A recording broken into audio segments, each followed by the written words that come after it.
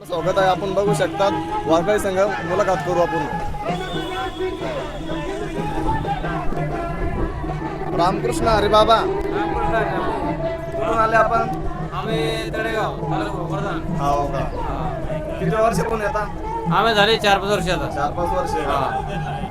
दिंडीचा प्रवास कसा वाटतो? दंडीचे प्रवास चांगला आहे हो का? आणि बाबाची कृपा आहे आमच्यावर, पांडुरंगाची कृपा आहे, माऊलीची कृपा आहे.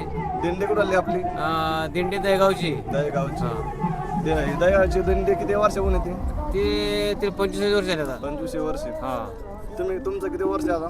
माझं 5 वर्ष आहे. 5 वर्ष.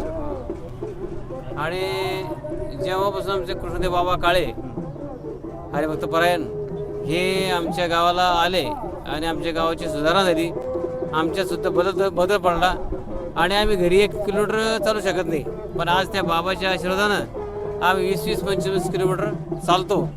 आणि आमच्या तळेगावमधून दरवर्षी बाबाच्या कृपेनं 150 लोक बाबाच्या दिंडीत सामील होतात आणि आनंदाने महिला, लहान मुलं खूप अशी लोक येऊन आनंद साजरा करतात.